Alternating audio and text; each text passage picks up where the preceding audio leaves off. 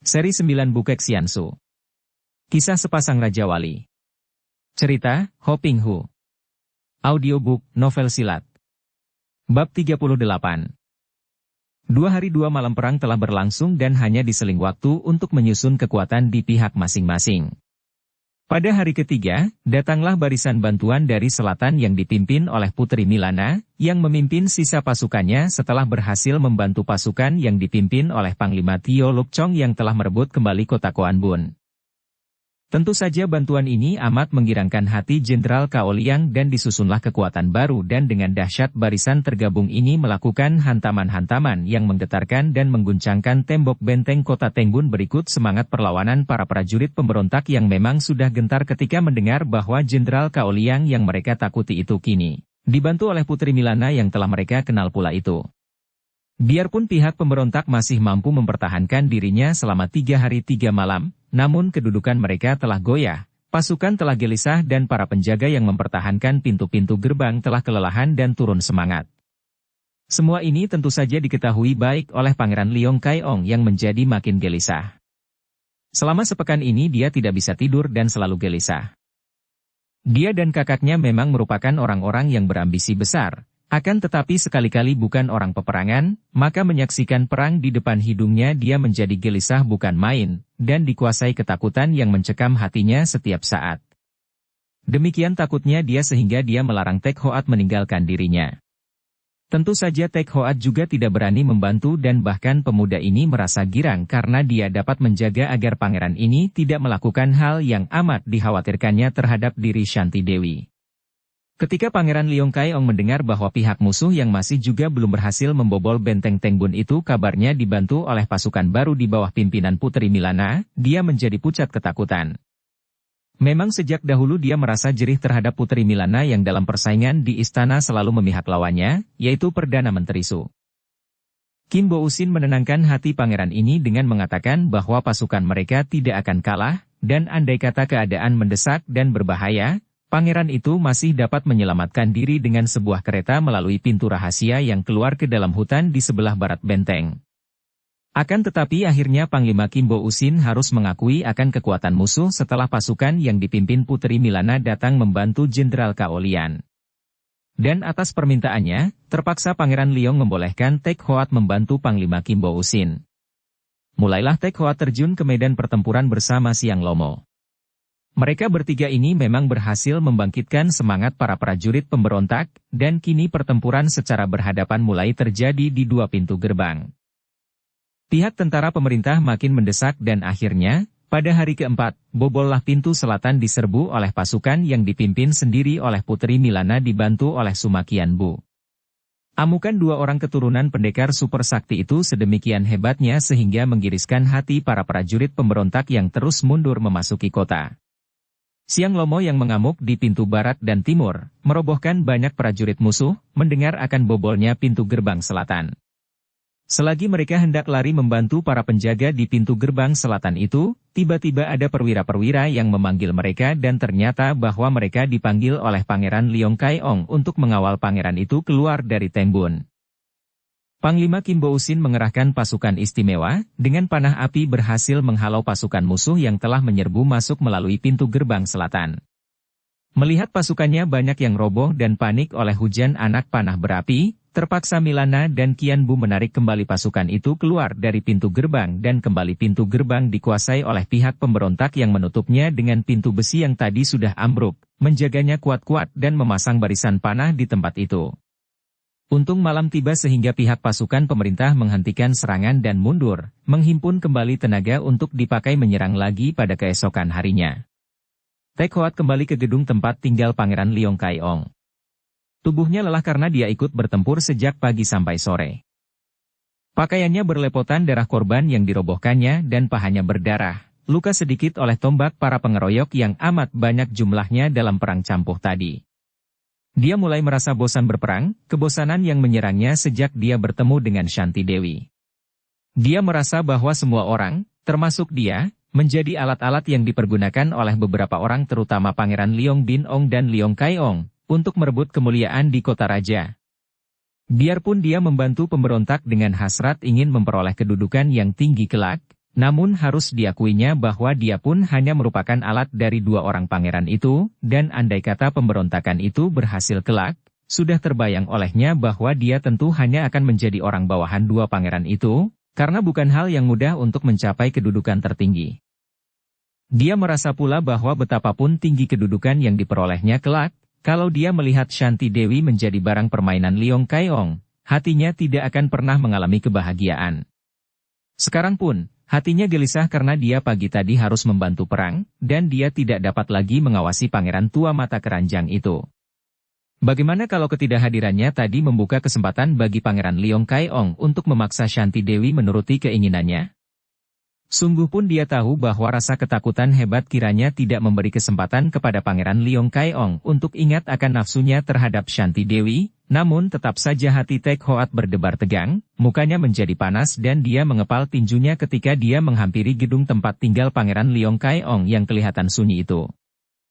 Tiba-tiba dia menyelinap di balik pohon ketika mendengar suara roda kereta. Dia mengenal kereta itu, kereta yang disediakan untuk Pangeran Leong Kaiong. Dan di dalam kereta itu duduk Siang Lomo. Hatinya curiga. Dia pun sudah mendengar bahwa kereta itu disiapkan oleh Panglima Kimbo Usin untuk sang pangeran, dapat dipergunakan oleh Pangeran Leong Kaiong untuk lari mengungsi apabila keadaan berbahaya, melalui sebuah pintu rahasia yang menembus hutan di sebelah barat benteng. Cepat dia menggunakan kepandaiannya untuk berlari di belakang kereta dan karena roda kereta itu menimbulkan bunyi yang cukup keras, maka betapapun lihainya Siang Lomo, mereka tidak tahu bahwa ada orang yang lari di belakang kereta, dekat sekali. Mengapa kita yang disuruh mengawal pangeran, bukan Ang Tek Hot, terdengar oleh Tek Hot suara Pak Tian Lomo? Haha, apakah engkau tidak dapat melihat kenyataan? Dari penuturan Hekuan Kuibo saja sudah jelas bahwa pemuda sombong itu jatuh cinta kepada putri Butan itu. Tentu saja pangeran juga tahu akan hal ini, maka dia akan ditinggalkan di sini untuk membantu Panglima Kim sedangkan sebaliknya kita dan Hekuan Kuibo yang disuruh mengawal sampai pangeran dan putri Butan itu tiba di kota raja. Untung kita. Pak Tian Lomo berkata dengan nada suara gembira. Benteng ini tidak akan dapat dipertahankan lebih lama lagi. Dan kita sudah akan berada di kota raja kalau benteng itu jatuh ke tangan musuh. Set, kita sudah sampai, sebaiknya tidak bicara tentang itu, bisik Lam Tian Lomo. Kereta berhenti di belakang istana yang gelap. Agaknya pangeran yang hendak melarikan diri itu menghendaki demikian dan segalanya sudah diatur sebelumnya. Sepasang kakek kembar yang lihai itu meloncat turun dari dalam kereta. Kau tunggu di sini sebentar, kata Lam Tian Lomo kepada kusir kereta yang berpakaian seperti prajurit dan yang duduk di bagian depan kereta itu, memegang cambuk panjang. Kusir itu menjawab singkat. Baik, Lo Cianpue. Memang semua prajurit yang bertugas dekat dengan pangeran dan Panglima Kim, mengenal dua orang kakek kembar yang lihai ini dan semua menyebut mereka, Lo Cianpue. Ketika dua orang kakek itu dengan cepat lari memasuki gedung, kusir itu duduk menanti dan memandang ke kanan kiri yang amat sunyi, sesuai dengan kehendak pangeran agar tempat itu dikosongkan sehingga tidak ada penjaga yang melihat keberangkatannya karena hal itu mendatangkan pengaruh kurang baik bagi semua prajurit yang harus mempertahankan benteng itu sampai saat terakhir. Beberapa saat kemudian dengan sikap tergesa-gesa tampak Pangeran Leong Kaiong yang memakai pakaian biasa, menyamar sebagai seorang pedagang, menggandeng tangan Shanti Dewi yang juga memakai pakaian biasa, setengah menyeret darah itu keluar dari gedung menuju ke kereta yang menanti di belakang gedung. Wajah Shanti Dewi kelihatan pucat dan jelas bahwa putri ini kelihatan marah dan tidak suka, akan tetapi dia dipaksa oleh pangeran itu dan di belakang mereka ini berjalan Pak Tian Lomo, Lam Tian Lomo, dan Hekuan Kuibo. Tidak ada orang lain lagi yang mengawal mereka. Lam Tian Lomo lalu membukakan pintu kereta, dan Pangeran Leong Kaiong menarik tangan putri itu untuk memasuki kereta. Di depan pintu kereta, Shanti Dewi merenggutkan tangannya dan berkata, suaranya tetap tenang namun penuh penyesalan dan kemarahan. Pangeran, sungguh tidak kusangka bahwa engkau ternyata hanya seorang pengecut yang akan melarikan diri setelah melihat benteng ini terkepung musuh. Dan tak kusangka bahwa aku akan dipaksa begini, seolah-olah aku berada di tangan sekelompok penjahat. Biarlah aku ditinggalkan di sini saja, aku tidak ingin ikut dengan pangeran ke kota raja. Ai, mana bisa, manis? Engkau adalah calon istriku, kemanapun harus kubawa serta. Maafkan aku, selama berada di tempat ini aku kurang perhatian terhadap dirimu karena kita menghadapi perang. Akan tetapi di kota raja nanti, kita akan bersenang-senang. Tidak. Kita bukan tunangan lagi. Aku dahulu suka menuruti kehendak ayahku karena ayahku sebagai raja di Bhutan menerima pinangan langsung dari kaisar kerajaan Cheng Tiao. Akan tetapi ternyata bahwa engkau pangeran sekarang malah memberontak kepada kerajaan Cheng. Tentu saja saya tidak sudi menerima pinangan seorang pemberontak yang hina. Sikap putri itu kini marah sekali dan dia berdiri tegak dengan pandang mata menghina kepada pangeran yang berdiri dengan canggung di depannya itu. Pangeran, mengapa melayaninya? Semua wanita dari tingkat apapun juga selalu cerewet. Lam Tian Lomo berkata. Hehehe, Lam Tian Lomo, jangan lancang begitu mulutmu memaki orang perempuan. Hekuan Kuibo mencela sambil tertawa. Perempuan memang harus cerewet dan galak, baru menarik, seperti mawar dengan durinya. Pak Tian Lomo yang biasanya pendiam itu kini memberi komentar. Lam Tian Lomo dan Hekuan Kuibo menyambut komentar ini dengan tertawa, dan Pangeran Liong tertawa juga. Shanti Dewi maklum bahwa tidak ada gunanya lagi bicara dengan pangeran ini, tidak ada gunanya memasukkan segala alasan berdasarkan kesusilaan dan kesopanan kepada pangeran tua yang sudah bebal ini karena dia melihat sudah bahwa tidak ada bedanya antara pangeran ini dengan 3 orang tua seperti iblis itu. Hanya pada lahirnya saja pangeran ini halus dan terpelajar, namun di dalam batinnya dia malah lebih parah dari orang-orang kasar ini. Maka dia membuang muka, tidak mempedulikan lagi kepada mereka dan memasuki kereta sendiri karena dia pikir lebih baik begitu daripada dipaksa. Dia masih merasa beruntung bahwa keadaan perang di Tenggun membuat pangeran itu belum sempat mengganggunya, dia akan menghadapi apa saja yang akan menimpa dirinya dengan tabah. Masih belum terlambat baginya untuk mempergunakan pisau yang disembunyikan di dalam lipatan bajunya apabila saatnya tidak memberi harapan lagi kepadanya. Pangeran Liong Kai Ong masih tertawa ketika dia pun masuk ke dalam kereta dan duduk di dekat Shanti Dewi. Sepasang kakek kembar dan Hekuan Kuibo juga masuk dan duduk di depan mereka sebagai pengawal. Kusir Dungu. Hayo jalan. Lam Tian Lomo membentak ke arah kusir yang duduk tegak di belakang kuda agak tinggi itu. Sejak tadi kusir ini tidak berani menengok dan pura-pura tidak melihat atau mendengar apa yang terjadi di depan pintu kereta tadi. Baik, Lo Ciampue, jawabnya otomatis dengan suaranya yang tinggi dan parau. Kereta bergerak setelah terdengar cambuk meledak dan melecut di atas kepala 4 ekor kuda itu. Kuda-kuda itu meringkik dan tak lama kemudian kereta berjalan cepat sekali menuju ke barat. Lo Ciampue, saya belum tahu harus pergi kemana, kusir itu berkata dengan suara lirih seolah-olah dia merasa takut terhadap para penumpangnya. Pangeran, harap memberitahukan jalannya. Lam Tian Lomo berkata. Terus saja, kata Pangeran Liong Kai Ong, karena hanya dia sendiri dan Panglima Kimbo Usin serta beberapa orang perwira kepercayaan yang lain saja yang tahu akan tempat itu, termasuk Tek Hoat. Setelah tiba di pintu gerbang barat, membelok ke selatan kurang lebih 1 li. Kusir itu mencambuk kuda dan kereta meluncur cepat di malam gelap itu menuju ke barat. Orang-orang yang melihat bahwa kusir kereta itu seorang yang berpakaian prajurit, tidak ada yang menduga siapa yang berada di dalamnya, hanya mengira bahwa penumpangnya tentulah seorang di antara para perwira tinggi. Setelah tiba di pintu gerbang barat yang terjaga kuat dan membelok ke selatan, kereta memasuki sebuah kebun yang tidak terawat dan akhirnya, di tempat yang amat sunyi ini, Pangeran Liong Kai Ong menyuruh Siang Lomo membuka sebuah pintu rahasia yang tertutup rumpun ilalang dan cara membukanya digerakkan oleh alat rahasia yang tersembunyi di dalam batang pohon yang berlubang. Setelah kereta itu menerobos pintu rahasia di tembok benteng yang sunyi itu, Siang Lomo menutupkan kembali dari luar dan kereta melanjutkan perjalanannya. Ternyata di sebelah luar tembok itu adalah sebuah hutan yang lebat, gelap dan sunyi. Terus masuk ke dalam hutan. Pangeran Liong berkata, kita sembunyi di dalam hutan malam ini, besok pagi baru melanjutkan perjalanan ke selatan. Setelah kereta tiba di dalam hutan, Siang Lomo dan Hekuan Kuibo turun dari kereta, melihat-lihat keadaan. Hutan itu sunyi dan mereka merasa lega. Kita menanti sampai pagi dan tentu pihak musuh sudah mulai menyerang benteng lagi, kata pangeran itu. Perhatian mereka akan tercurah ke benteng semua sehingga kita memperoleh kesempatan untuk melanjutkan perjalanan dengan aman.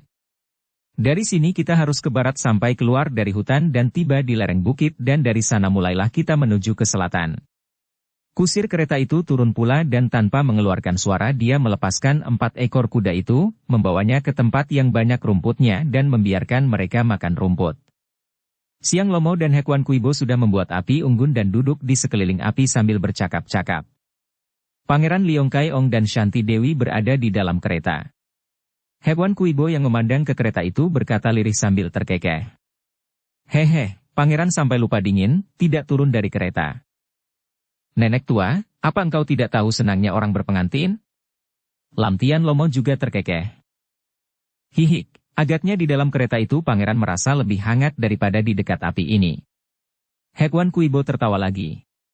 Akan tetapi tak lama kemudian 3 orang datuk kaum sesat itu sudah bicara dengan serius. Suara mereka berbisik-bisik karena mereka kini terlibat dalam percakapan yang amat penting bagi mereka, yaitu tentang gerakan pemberontak yang mulai terpukul oleh barisan pemerintah. Mereka bertiga itu, seperti juga Ang Tek Hoat, membantu pemberontakan karena mereka hendak mengejar kedudukan dan kemuliaan di hari tua mereka. Kini, melihat kenyataan betapa pasukan pemberontak mulai dihajar oleh barisan pemerintah yang jauh lebih kuat, semangat mereka juga menurun. Akan tetapi mereka masih belum kehilangan harapan selama mereka masih mengawal Pangeran Liong Kai Ong yang mereka tahu mempunyai kedudukan mulia di kota raja. Selama mereka masih menjadi pembantu-pembantu kedua orang Pangeran Liong, harapan masih terbuka bagi mereka. Setidaknya sebagai pengawal-pengawal Pangeran Liong kedudukan mereka pun sudah cukup terhormat di kota raja. Karena senasib dan segolongan, dalam waktu singkat Hekuan Kuibo dan sepasang kakek kembar itu sudah menjadi sahabat yang akrab dan mereka bicara secara terus terang tanpa saling mencurigai karena sudah mengenal isi hati masing-masing. Apa katamu? Hekuan Kuibo bicara lirih kepada Patian Lomo. Kalau sampai di kota raja kedua pangeran itu gagal. Kalau sudah berada di istana, mana bisa gagal? Setidaknya sebelum aku pergi dari kota raja, banyak terbuka kesempatan untuk mengambil banyak barang berharga dari istana dan hasil itu pun sudah lumayan untuk menutup kegagalanku. Apa artinya harta kekayaan bagi kita yang sudah tua? Lam Tian Lomo mencela. Kalau begitu, apa yang akan kalian lakukan kalau ternyata usaha Pangeran Liong gagal pula di istana? Tanya nenek itu. Kami tidak mau mencuri barang berharga akan tetapi kami akan membawa dia. Lam Tian Lomo menggerakkan kepalanya ke arah kereta. Putri Butan, nenek itu bertanya dan melihat 2 orang kakek itu mengangguk, dia bertanya. Untuk apa? Apakah kalian ini kiranya bandot-bandot tua bangka pula seperti Pangeran Liong? Bodoh! Pak Tian Lomo mencela. Kami antar dia pulang ke Butan dan di sana kami akan berusaha mencapai kedudukan tinggi. Kiranya kalian benar-benar gila pangkat. Nenek itu berkata geli dan pada saat itu, terdengar jerit tertahan dari dalam kereta. Hihihik, pangeran itu sungguh tidak sabar lagi. Hekuan Kuibo terkekeh. Apa dia hendak memaksa Putri Butan di ruangan kereta yang sempit itu? Tidak. Jangan menyentuhku. Terdengar suara Shanti Dewi menjerit marah. Pangeran Liong Kai Ong, ternyata engkau hanyalah seorang laki-laki keji dan hina. Akan tetapi jangan mengira akan dapat menyentuhku, lihat apa yang kupegang ini. Sebelum engkau menjamahku, lebih dulu aku akan menjadi mayat. 3 orang tua lihai yang tadinya hanya tertawa-tawa saja sambil memandang ke arah kereta, menjadi kaget juga mendengar teriakan Shanti Dewi itu, dan mereka terbelalak makin heran dan kaget ketika mereka melihat betapa kusir kereta yang tadinya menggunakan kain menggosok dan membersihkan kereta itu tiba-tiba kini menghampiri pintu kereta dan menyingkap tirai yang menutupi pintu kereta itu. Hei, kusir tolol! Mau apa kau? Hekuan Kuibo membentak marah. Akan tetapi dapat dibayangkan betapa kaget rasa hati 3 orang tua itu ketika mereka melihat kusir itu membuka pintu kereta dengan paksa lalu meloncat ke dalam kereta. Terdengar teriakan Pangeran Liong, teriakan mengerikan dan disusul dengan berkelebatnya bayangan kusir tadi yang telah memondong tubuh Shanti Dewi yang meronta-ronta dan berteriak-teriak. Lepaskan aku! Kusir keparat! 3 orang tua itu cepat meloncat dan mengejar ke arah kereta. Sekali bergerak, Hekuan Kuibo sudah membuka pintu kereta dan mereka menjenguk ke dalam, terkejut bukan main melihat Pangeran Liong Kai Ong sudah menggeletak tak bernyawa lagi dan di dahi pangeran itu tampak 3 gambar jari tangan hitam. Si jari maut. Kiranya dia si jahanam itu. Mereka melompat dan mengejar. Ketika melihat bayangan kusir yang memondong tubuh Shanti Dewi itu meloncat ke atas seekor kuda sedangkan 3 ekor kuda yang lain dicambuk dan lari cerai-berai, Siang Lomo dan Hekwan Kuibo cepat mengejar. Kusir itu memang Tek Hoat adanya. Ketika tadi melihat kereta yang ditumpangi Siang Lomo menuju ke gedung Pangeran Liong, dia membayangi dan dapat mendengar percakapan antara kedua orang kakek itu. Tek Hoat merasa gelisah sekali. Tanpa disadarinya sendiri, urusan Shanti Dewi telah menjadi hal yang amat penting baginya, jauh lebih penting dari urusan apapun, lebih penting daripada cita-citanya untuk memperoleh kedudukan mulia. Maka setelah sepasang kakek iblis itu memasuki gedung, dia cepat turun tangan meloncat dan menyergap kusir kereta itu seperti seekor harimau menerkam domba, menyeret kusir itu menjauhi kereta, menotoknya lumpuh dan tak dapat bersuara, melucuti pakaiannya dan mengenakan pakaian dan topi kusir itu lalu dengan tenang dia menggantikan tempat kusir itu. Dia tadi pernah mendengar suara kusir itu ketika menjawab perintah Siang Lomo, maka dia mampu menirukan suaranya dan untung baginya bahwa baik Pangeran Liong maupun 3 orang pengawalnya itu tidak mengenal mukanya yang selalu dia sembunyikan agar tidak langsung menerima sinar lampu penerangan di sepanjang perjalanan itu. Dia tidak berani turun tangan menolong Shanti Dewi di dalam kota Tengbun karena hal itu amatlah berbahaya. Baru setelah kereta keluar dari kota dan berada di dalam hutan, dia melepas-lepaskan kuda dan ketika mendengar teriakan marah Shanti Dewi. Tahulah dia bahwa saat baginya untuk turun tangan telah tiba maka secepat kilat dia memasuki kereta, membunuh pangeran yang mulai dibencinya sejak Shanti Dewi terjatuh ke tangan pangeran itu, memondong dengan paksa tubuh Shanti Dewi dan melarikan diri dengan menunggang seekor kuda setelah dia mencambuk 3 ekor kuda yang lain sehingga binatang-binatang itu kabur ketakutan. Ante Koat pengkhianat rendah. Lam Tian Lomo memaki dan bersama Pak Tian Lomo dia melakukan pengejaran. Minggirlah, biar kurobohkan dia. Hekwan Kuibo berteriak dan 2 orang kakek itu masih mengejar akan tetapi berpencar ke kanan kiri untuk memberi kesempatan kepada Hekwan Kuibo untuk melakukan penyerangan. Nenek itu sudah mengeluarkan 2 buah senjata rahasianya yang berbentuk besi bulat, lalu melontarkan 2 buah benda itu ke arah Tek Hoat yang membalapkan kudanya. Mendengar desingan angin dari belakang, Tek Hoat terkejut sekali. Dia sudah pernah menyaksikan Hekwan Kuibo menggunakan senjata rahasianya yang dapat meledak, maka kini tahu bahwa nenek itu menyerangnya dengan senjata dahsyat itu, dia terkejut dan cepat meloncat dari atas punggung kuda sambil memondong tubuh Shanti Dewi, dan begitu kakinya menyentuh tanah, dia terus bergulingan menjauh dan masih memondong tubuh darah itu. Maaf, terpaksa begini, senjatanya berbahaya sekali, Tek Hoat berbisik. Dar! Dar! 2 buah senjata rahasia itu meledak dan mengeluarkan kilat dibarengi muncratnya pecahan-pecahan besi. Kuda itu meringkik dan roboh terguling, perutnya pecah. Ah! Shanti Dewi mengeluh, ngeri menyaksikan nasib kuda itu. Kini dia tidak meronta lagi karena menduga bahwa pemuda ini memang sengaja membunuh Pangeran Liong dan membawanya pergi hendak menolongnya. Sungguh pun dia masih merasa sangsi apakah benar pemuda yang menjadi kaki tangan pemberontak ini menolongnya dengan niat baik. Betapapun juga, kiranya jauh lebih baik dan lebih ada harapan terjatuh ke tangan pemuda yang bersikap halus ini daripada terjatuh ke tangan 2 orang kakek dan nenek iblis yang mengerikan itu. Nona, kau tunggulah di sini, biar kuhadapi mereka itu, kata Tek Hoat yang telah membuang topi prajurit dan telah menanggalkan pakaian prajurit yang tadi menutupi pakaiannya sendiri. Dengan tenang dia lalu menanti 3 orang lawan itu yang sudah berlari mendatangi. Kini mereka berdiri berhadapan dengan pandang mata penuh kemarahan. Bulan di langit meluncurkan sinarnya yang lembut dan menerobos celah-celah daun pohon sehingga kini biarpun tidak memperoleh penerangan lentera kereta yang jauh dari mereka, 4 orang itu dapat saling memandang cukup jelas. Hehehe, sudah kuduga sebelumnya. Sejak semula engkau dahulu menyerangku, aku sudah tahu bahwa engkau adalah seorang pengkhianat, Tek Hoat. Sudah kuperingatkan pangeran, akan tetapi dia tidak percaya. Sekarang dia percaya akan tetapi sudah terlambat. Hekwan Kuibo berkata. Belum terlambat. Pak Tian Lomo berkata. Kita mengirim dia menyusul pangeran. Sayang, seorang seperti engkau ini menjadi berubah begitu bertemu dengan wanita cantik, si Jari Maut. Engkau telah membunuh Pangeran Liong Kai Ong, satu-satunya orang yang sudah memberi harapan kepada kita. Sekarang kami tidak dapat pergi ke kota raja lagi, gara-gara engkau. Tek Hoat tersenyum mengejek.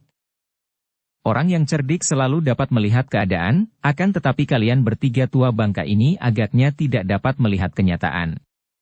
Jatuhnya Koan Bun dan Teng Bun yang tak akan dapat bertahan lama lagi berarti berakhirnya petualangan Pangeran Liong. Apakah kita masih harus mengabdi kepada kekuasaan yang sudah mendekati keruntuhannya? Engkau yang tolol. Hekwan Kuibo membentak. Biarpun pemberontakan itu sendiri gagal, akan tetapi dengan adanya pangeran, kita dapat mengunjungi istana kerajaan dengan aman dan di sana terbuka banyak kesempatan bagi kita. Akan tetapi engkau sekarang membunuhnya sehingga hancur semua harapan dan susah payah kita. Aku sudah membunuhnya dan kalian mau apa? Apakah kalian hendak membela kematiannya? Cuh!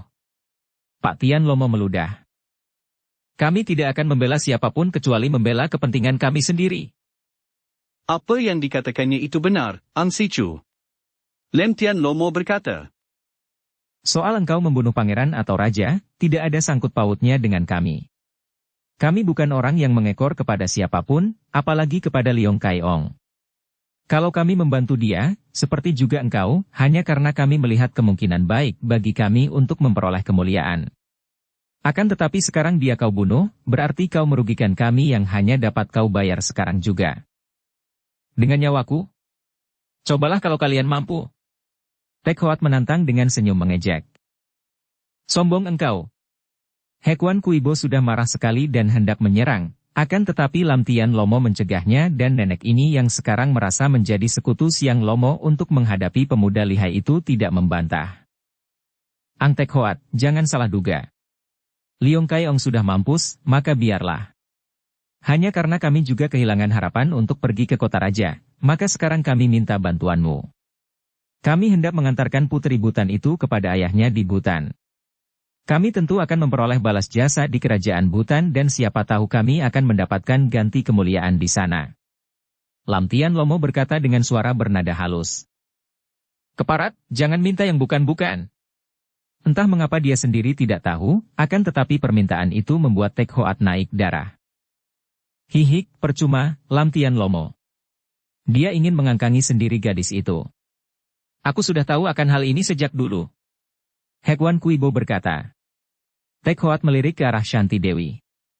Putri itu telah bangkit berdiri dan bersembunyi di balik pohon dan kini mengintai dan memandang ke arahnya dengan sinar mata ketakutan. Apa yang kurasakan tidak ada sangkut pautnya dengan kalian bertiga. Pendeknya, aku tidak percaya kepada kalian dan tidak akan menyerahkan dia kepada kalian.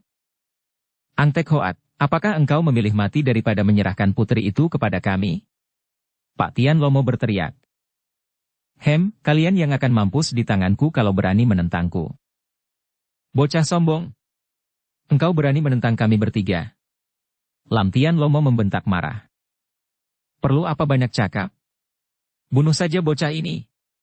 Hekwan Kuibo membentak dan dia sudah menubruk ke depan dan menggerakkan tongkatnya, disusul oleh Siang Lomo yang merasa marah sekali terhadap bekas rekan ini. Ang Tek Hoat memang bersikap sombong terhadap tiga orang tokoh hitam ini, akan tetapi dia cerdik dan dia sebenarnya tidak memandang ringan. Dia maklum bahwa mereka bertiga adalah orang-orang yang amat lihai dan kalau maju bersama merupakan lawan yang berat dan berbahaya. Maka begitu melihat mereka sudah menyerang, dia pun meloncat mundur menjauhi tempat Shanti Dewi bersembunyi, sambil mencabut pedang Cui Bengkiam yang dipalangkan di depan dadanya. Sinar pedang yang mengandung hawa mujizat dan menyeramkan ini mendatangkan kengerian juga di hati tiga orang lawannya, akan tetapi karena mereka juga merupakan tokoh-tokoh yang sudah lama malang melintang di dunia persilatan, mereka tidak menjadi gentar dan sudah bergerak mengurung dengan senjata di tangan. Tangan Hekwan Kuibo memutar-mutar tongkat sehingga di depan tubuhnya tampak sinar hitam bergulung-gulung seperti ada kitiran besar berputar di depan tubuhnya dan mengeluarkan suara berdesingan. Tar-tar-tar. Senjata di tangan kedua orang Lomo itu berupa sabuk atau pecut baja yang ketika digerak-gerakkan di atas kepala mengeluarkan bunyi meledak-ledak dan ujungnya yang melecut mengenai batangnya sendiri mengeluarkan bunga api. Shanti Dewi yang bersembunyi di balik batang pohon itu menonton dengan muka pucat dan mata terbelalak. Percakapan antara empat orang itu tadi saja sudah menceritakan kepadanya orang-orang macam apa adanya mereka itu. Kalau dia terjatuh di tangan pemuda yang bernama Ang Tek Hoat dan yang telah berkhianat kepada bekas majikannya sendiri dan telah membunuh Pangeran Liong Kai Ong, dia masih belum tahu apa yang akan terjadi atas dirinya. Kalau memang pemuda itu mempunyai niat keji dan buruk terhadap dirinya seperti yang dikatakan Hekuan Kuibo tadi, dia tentu akan menjaga diri dan akan membunuh diri sebelum pemuda itu dapat menjamah tubuhnya. Sebaliknya kalau dia terjatuh ke dalam tangan 3 orang iblis tua itu, seperti juga Tek Hoat, dia tidak percaya bahwa mereka akan menyerahkan dia begitu saja kepada ayahnya, Raja Bhutan. Orang-orang seperti mereka ini tentu tidak akan segan-segan untuk memeras ayahnya, memaksa ayahnya menuruti kehendak mereka untuk melihat putrinya selamat. Tidak, betapapun juga, kalau bisa dikatakan ada kesempatan memilih, dia memilih terjatuh ke tangan pemuda itu yang belum tentu akan berbuat jahat kepada dirinya. Tek Hoat berdiri dengan sikap tenang dan sedikit pun tidak bergerak, pedang melintang di depan dada dan tangan kiri dengan jari terbuka di atas kepala, telunjuknya menuding langit. Hanya sepasang manik matanya saja yang bergerak ke kanan-kiri untuk mengikuti gerakan 3 orang yang menghadapinya. Hekuan Kuibo berdiri di depannya, Lam Tian Lomo di sebelah kanannya dan Pak Tian Lomo di sebelah kirinya. Dia maklum bahwa di antara 3 orang ini, kepandaian Hekuan Kuibo yang dapat dianggap paling rendah sungguh pun senjata rahasia peledak dari nenek ini amat berbahaya. Dia tahu pula bahwa senjata pecut besi di tangan kakek kembar itu tidak kalah ampuhnya dengan pedang di tangannya karena senjata 2 orang kakek itu mengandung racun yang amat jahat. Hanya pedangnya, peninggalan dari iblis Pulau Neraka, Cui Bengko Aiong, adalah sebatang pedang mujizat yang mengandung hawa mujizat dan inilah keunggulan senjatanya dari senjata 3 orang lawannya. Tar! Ciut! Pecut yang tadi berputaran di atas dan meledak-ledak itu kini menyambar dari kanan mengarah kepalanya dan ujung pecut itu meluncur untuk menotok ubun-ubun kepala Tek Hoat. Menghadapi serangan maut dari Lam Tian Lomo ini, cepat Tek Hoat mengelak dengan tubuh direndahkan, akan tetapi pada saat itu, dari kiri menyambar pecut Pak Tian Lomo sedangkan dari depan menyusul tongkat Hekuan Kuibo yang meluncur ke arah pusarnya. Tek Hoat meloncat, menghindarkan kakinya yang tertotok secara bertubi oleh ujung pecut Pak Tian Lomo yang mengarah kedua mata kaki dan lututnya, dan pedangnya digerakkan menangkis tongkat Hekuan Kuibo. Nenek ini sudah mengenal keampuhan pedang Cui Beng Kiam, maka dia tidak berani mengadu tenaga, melainkan hanya menarik tongkatnya dan dibalik sehingga dalam detik lain ujung tongkat itu sudah menusuk ke arah mata Tek Hoat. Tek Hoat menggerakkan pedang menangkis sambil melompat mundur menghindarkan sambitan ujung pecut dari kanan. Akan tetapi kembali 2 batang pecut besi itu sudah menyambar dari atas dan bawah sedangkan tongkat dari nenek itu pun menyerang dengan bertubi-tubi. Tek Hoat mengeluarkan kepandaiannya, pedangnya diputar menjadi sinar bergulung-gulung melindungi tubuhnya dan sekaligus menangkis serangan 3 buah senjata lawan, kemudian tiba-tiba dari dalam gulungan itu mencuat sinar terang yang membuat gerakan melengkung dan menyambar ke arah perut 3 orang lawan itu seperti seekor naga melayang. 3 orang itu terkejut dan cepat mengelak ke belakang karena sambaran pedang itu amat berbahaya, kemudian dari jarak agak jauh pecut-pecut dari kanan kiri sudah menyambar lagi. Suara kedua senjata ini meledak-ledak seperti petir menyambar dan bunga api berpancaran menyilaukan mata. Namun Tek Hoat selalu dapat mengelak atau menangkis semua serangan itu, bahkan untuk setiap serangan dia tentu mengadakan balasan yang tidak kalah dahsyatnya. Shanti Dewi yang menonton pertandingan itu menjadi bengong. Bukan main hebatnya pertandingan itu, matanya sampai menjadi silau dan berkunang. Tidak dapat lagi dia mengikuti gerakan 4 orang itu, bahkan bayangan mereka pun lenyap terbungkus gulungan sinar senjata mereka. Hanya kadang-kadang saja nampak kaki atau tangan yang segera lenyap lagi ke dalam gulungan sinar senjata. Jantung Shanti Dewi berdebar tegang. Dia tidak dapat pergi dari tempat itu karena dia tidak mengenal jalan dan hutan itu amat lebat. Kemana dia harus pergi? Tentu akan menghadapi banyak bahaya yang lebih besar lagi. Kalau terjatuh ke tangan orang-orang ini, dia tahu bahwa dia belum akan menghadapi bahaya maut sungguh pun dia tidak dapat membayangkan nasib apa yang akan dideritanya. Akan tetapi kalau dia lari dan bertemu dengan binatang buas, tentu dia akan menjadi mangsanya, dan kalau sampai dia terjatuh ke tangan orang-orang liar, nasibnya tentu akan lebih mengerikan lagi. Setidaknya, 4 orang itu adalah orang-orang pandai yang agaknya ingin mencari kedudukan dan kemuliaan dengan mempergunakan dirinya. Pertandingan itu memang hebat sekali. 3 orang tokoh tua itu menjadi kagum bukan main. Baru sekali itu mereka bertemu dengan lawan seorang pemuda yang begitu lihai sehingga dikeroyok 3 oleh mereka tidak hanya mampu bertahan sampai 100 jurus lebih, Akan tetapi juga bahkan sempat membalas dengan tidak kalah hebatnya. Kadang-kadang bulan tertutup awan dan dalam keadaan gelap mereka berempat melanjutkan pertandingan hanya mengandalkan pendengaran yang tajam dan perasaan yang peka. Ketika pertandingan sudah hampir berlangsung 200 jurus tanpa ada yang mengalami luka atau terdesak, bulan bersinar kembali dengan terangnya karena awan telah menjauh. Kuibo, lepas peledakmu. Tiba-tiba Lam Tian Lomo yang merasa penasaran itu berteriak dan bersama Pak Tian Lomo dia sudah bertiarap di atas tanah. Hewan Kuibo memenuhi permintaan kakek itu dan dia melemparkan senjata peledaknya ke arah Tek Hoat. Pemuda itu cepat meloncat jauh ke samping dan bergulingan sehingga ketika senjata rahasia itu meledak, dia terhindar dari sambaran pecahan besi. Akan tetapi kembali nenek itu melemparkan senjata dahsyat kepadanya dan terpaksa Tek Hoat meloncat tinggi sekali. Pecahan senjata peledak itu menyerong dan hanya akan mengenai orang-orang yang berdiri di sekitarnya, maka ketika Tek Hoat meloncat jauh ke atas, dia pun terhindar dari pecahan besi. Akan tetapi itulah saat yang dinanti-nanti oleh Lam Tian Lomo dan Pak Tian Lomo. Siang Lomo yang memiliki kerja sama amat baik berdasarkan naluri atau getaran perasaan yang saling berhubungan antara mereka itu, dalam waktu yang sama tanpa direncana lebih dulu telah menggerakkan cambuk besi mereka yang meluncur ke atas, yang kanan menyerang ke arah mata kaki Tek Hoat, yang kiri menyerang ke arah tengkuk. Serangan yang dilakukan berbareng pada saat Tek Hoat masih meloncat ke atas dan yang mengarah dua tempat yang berlainan itu ternyata membuat Tek Hoat terkejut juga. Dia harus memilih salah satu dan karena penyerangan di tengkuknya merupakan serangan maut, maka dia menggerakkan pedangnya menangkis cambuk yang digerakkan oleh Pak Tian Lomo ke arah tengkuknya itu sambil sedapat mungkin menarik kakinya yang disambar pecut Lam Tian Lomo. Namun gerakan ini tidak cukup dan betisnya dihunjam ujung pecut besi sehingga celana berikut daging betisnya robek. Hait! Tek Hoat mengerahkan tenaganya, berjungkir balik sehingga pecut itu tidak melibatnya dan ketika tubuhnya menukik turun, dia menyerang Lam Tian Lomo yang telah melukai betis kanannya itu. Terang-terang. Cering. Tiga senjata lawan menangkis pedangnya dan penyatuan kekuatan tiga orang itu membuat Tek Hoat terpental dan terguling-guling. Selagi Tek Hoat bergulingan itu, tiga orang lawannya tidak menyia-nyiakan kesempatan ini dan mereka mengejar. Hewan Kuibo yang merasa penasaran sudah menggerakkan tongkatnya menghantam dan menusuk berkali-kali, akan tetapi Tek Hoat dapat mengelak dengan ilmunya bergulingan yang amat cepat.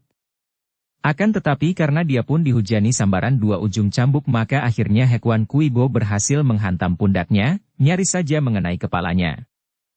Bu! Tek Hoat merasa betapa pundaknya seperti remuk ditimpa tongkat butut itu, dia menjadi marah dan nekat. Otomatis tangan kirinya menyambar tongkat itu dan membetot dengan pengerahan tenaga inti bumi yang amat hebat kekuatannya. Hewan Kuibo terkejut ketika tiba-tiba dia terbetot ke bawah dan sebelum dia mampu melihat bahaya dan melepaskan tongkat yang membuat tubuhnya ikut terbetot, tahu-tahu Cui Bengkiam telah meluncur dari bawah dan menembus perutnya sampai ke punggung. Aug! Hewan Kuibo memekik dahsyat. Tek Hoat mendorong tongkat dan mencabut pedangnya sehingga tubuh nenek itu terjengkang. Akan tetapi pada saat itu, ujung cambuk di tangan Pak Tian Lomo telah menyambar pada saat pemuda itu meloncat bangun dan tahu-tahu telah membelit leher pemuda itu. Tek Hoat terkejut sekali, apalagi ketika saat itu terdengar Lam Tian Lomo tertawa. Jangan lepaskan dia, haha, dia kuhancurkan kepalanya. Tar. Cambuk Lam Tian Lomo meledak-ledak dan menyambar-nyambar kepalanya, mengarah ubun-ubun, tengkuk, dahi dan kedua pelipis. Sibuk juga Tek Hoat memutar pedangnya menangkisi sambaran pecut besi di tangan Lam Tian Lomo itu, sedangkan lehernya masih dicekik oleh cambuk Pak Tian Lomo yang makin lama makin erat mencekiknya. Terasa napasnya terhenti dan kulit lehernya berdarah. Maklumlah dia bahwa kalau dia tidak menemukan akal, dia akan mati sekali ini. Maka untuk menghindarkan ancaman bertubi-tubi dari ujung cambuk Lam Tian Lomo, dia cepat dengan tiba-tiba merebahkan diri dan bergulingan mendekati Pak Tian Lomo agar cekikan cambuk itu mengendur. Tar! Ujung cambuk Lam Tian Lomo mengenai punggungnya, untung tidak mengenai tengkuk sehingga Tek Hoat hanya mengeluh karena rasa nyeri yang amat hebat. Dia meloncat lagi. Tar! Dua kali ujung cambuk Lam Tian Lomo menggigit paha dan lambungnya, membuat celana dan bajunya robek berikut kulit dan dagingnya. Badannya sudah berlumur darah yang bercucuran dari punggung, leher, lambung dan paha.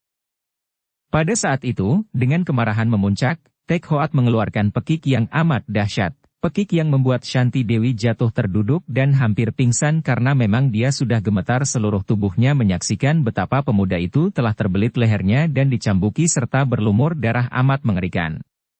Akan tetapi bersamaan dengan bunyi pekik itu, tampak sinar berkelebat dan Pak Tian Lomo mengeluarkan teriakan yang menggetarkan pohon-pohon di sekitar tempat itu. Tubuhnya terhuyung, cambuknya terlepas dari tangan dan kedua tangannya mencengkeram gagang pedang Cui Bengkiam yang berada di dadanya karena pedang itu sendiri telah tertanam di dadanya sampai menembus punggungnya ketika dilontarkan secara tiba-tiba dan amat kuatnya oleh Tek Hoat tadi. "Kau bunuh dia?" Lam Tian Lomo berteriak dengan suara terisak. Tar tar tar tar. Cambuknya mengamuk dan tubuh Tek Hoat menjadi bulan-bulanan sambaran cambuk yang ujungnya seperti mulut ular mematuk-matuk dan membuat pakaian Tek Hoat robek-robek dan makin banyak lagi luka-luka di tubuhnya. Akan tetapi, dengan penderitaan rasa nyeri yang hebat itu karena semua luka mengandung racun, akhirnya Tek Hoat dapat menangkap ujung cambuk. Ketika Lam Tian Lomo yang melotot marah itu menarik-narik cambuknya, Tek Hoat melibat-libatkan ujung cambuk di tangan kanannya dan terjadilah betot-membetot di antara mereka. Akhirnya, dengan mengeluarkan teriakan yang merupakan lengking dahsyat, kedua orang itu meloncat ke depan saling terjang di udara. Des! Shanti Dewi yang menonton dari balik batang pohon hanya melihat bayangan dua orang itu bertumbukan di udara, kemudian dia melihat kedua orang itu terbanting roboh dan tidak bergerak lagi. Ah! Shanti Dewi sejenak berdiri dengan hati penuh kengerian, ditelan kesunyian yang tiba-tiba menyelimuti tempat itu. Tidak ada suara apa-apa lagi terdengar, akan tetapi setelah keadaan di dalam hutan itu sunyi, semua orang kecuali dia telah rebah tidak berkutik lagi, lapat-lapat dan sayup sampai telinganya menangkap suara gemuruh dan hiruk-pikuk dari tempat yang jauh sekali. Suasananya menjadi makin menyeramkan karena suara yang dapat lapat terdengar itu seperti mengandung suara tangis dan tawa yang agaknya datang dari angkasa atau mungkin juga dari dalam bumi, pantasnya suara yang keluar dari dalam neraka seperti yang pernah dia dengar dongengnya. Ah, matikah dia? Tak terasa lagi Shanti Dewi berbisik dengan hati penuh kekhawatiran. Putri Butan ini adalah seorang yang berbudi mulia dan memiliki kepekaan rasa sehingga tidak mudah bagi dia melupakan budi orang lain yang dilimpahkan kepadanya. Dia tahu bahwa dia tidak boleh mempercayai seorang seperti Ang Tek Hoat yang telah menjadi kaki tangan pemberontak akan tetapi yang ternyata mengkhianati atasannya sendiri itu. Akan tetapi, dia tahu pula bahwa sekali ini Ang Tek Hoat melakukan pengkhianatan dan melawan rekan-rekannya sendiri sampai mempertaruhkan nyawa karena hendak menolongnya. Sungguh pun dia sendiri belum dapat memastikan apakah perbuatan pemuda itu terdorong oleh maksud menolongnya ataukah hendak memperebutkannya, akan tetapi harus dia akui bahwa kalau tidak ada Tek Hoat, tentu dia telah membunuh diri ketika hendak diperkosa oleh Pangeran Leong Kai Ong. Perasaan berterima kasih ini ditambah lagi perasaan seolah-olah Tek Hoat bukan merupakan orang asing baginya, membuat putri ini keluar dari tempat persembunyiannya dan berindap-indap menghampiri pemuda itu. Dia bergidik ketika melewati tubuh Lam Tian Lomo. Kakek yang hampir telanjang, yang hanya mengenakan cawat ini, rebah telentang, matanya melotot, mulutnya terbuka dan kepalanya pecah. Hekwan Kuibo rebah menelungkup dan seluruh tubuhnya bermandi darahnya sendiri, sedangkan tubuh Pak Tian Lomo juga terlentang dengan dada masih tertusuk pedang. Shanti Dewi bergidik ngeri, lalu memutari mayat-mayat itu dan menghampiri Tek Hoat yang menggeletak miring dan tidak bergerak lagi. Oh, Shanti Dewi mengeluh dan merasa kasihan melihat pemuda itu. Pakaiannya robek-robek dan penuh darah, tampak luka-luka bekas cambukan dari kaki sampai ke lehernya yang dibelit luka yang berdarah. Ketika Shanti Dewi melihat muka pemuda itu, dia makin cemas. Muka itu pucat sekali, seperti muka mayat. Dengan hati berdebar dia menggerakkan tangannya, menyentuh dah yang pucat itu. Masih hangat. Lalu dengan jari-jari tangan gemetar dia meraba dada. Masih ada ketukan jantungnya. Masih hidup. Hatinya lega. Pemuda ini belum mati. Shanti Dewi pernah merawat Gak Bun Beng ketika pendekar itu menderita sakit, maka sedikit banyak dia telah mempunyai pengalaman. Kini, menghadapi pemuda yang tubuhnya penuh dengan luka, mandi darah dan pingsan itu, dia cepat memberanikan diri berlari ke arah kereta. Dia tahu bahwa Pangeran Leong Kai Ong membawa perbekalan-perbekalan dan dia membutuhkan arak untuk menolong Tek Hoat. Dalam ketegangannya hendak menolong Tek Hoat, dia lupa akan Pangeran Leong Kai Ong dan begitu saja dia menyingkap tirai kereta dan naik ke dalam kereta. Ai! Shanti Dewi menjerit dan cepat meloncat turun lagi keluar kereta. Dalam keadaan terkejut setengah mati itu, otomatis kepandaian silat yang pernah dipelajarinya keluar, bahkan kecepatan gerakannya bertambah. Siapa yang tidak kaget setengah mati? Ketika dia masuk kereta tadi, tanpa disengaja kakinya menyentuh kaki mayat Pangeran Leong Kai Ong yang mati sambil duduk di kereta dan ketika kakinya tersentuh, tubuhnya terguling sehingga bagi Shanti Dewi yang lupa akan pangeran ini dia melihat mayat itu hidup kembali dan menubruknya. Dengan seluruh tubuh gemetar, Shanti Dewi memberanikan diri menyingkap tirai, memperingatkan diri sendiri bahwa pangeran itu tadi telah mati. Ketika dia menyingkap tirai, dia melihat pangeran itu menelungkup di lantai kereta, sama sekali tidak bergerak. Shanti Dewi bergidik, lalu dengan hati-hati dia naik ke dalam kereta, melangkahi mayat pangeran itu dan cepat mulai mencari-cari di bagian belakang kereta itu. Di dalam kereta itu tidak begitu gelap seperti di luar karena lentera kereta masih menyala. Setelah dia menemukan guci arak, dia melompat turun dan cepat berlari menghampiri tubuh Tek Hoat yang kini sudah rebah terlentang akan tetapi agaknya masih belum siuman dari pingsannya. Shanti Dewi menggunakan sapu tangannya yang dibasahi dengan arak untuk menekan-nekan luka-luka di tubuh Tek Hoat, selain membersihkan luka juga agar darah yang keluar dapat berhenti. Hatinya lega ketika melihat bahwa luka-luka itu tidak dalam, hanya kulit yang robek berikut sedikit daging di bawahnya. Akan tetapi luka di sekeliling leher itu amat mengerikan, seolah-olah leher itu dikerat pisau hendak disembelih.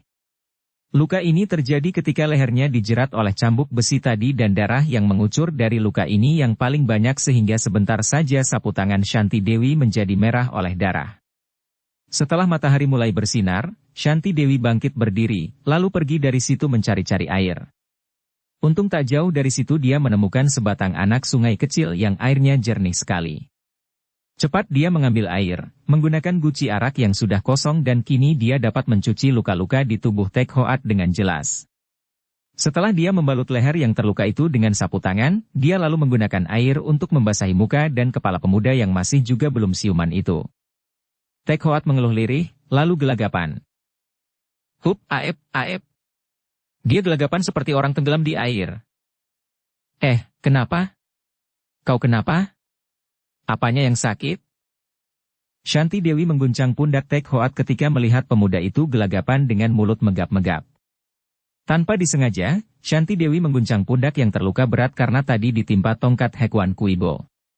Tentu saja diguncang seperti itu menjadi nyeri bukan main. Pemuda yang sudah siuman dan dapat merasakan itu berteriak mengadu, kiut-miut rasa pundaknya.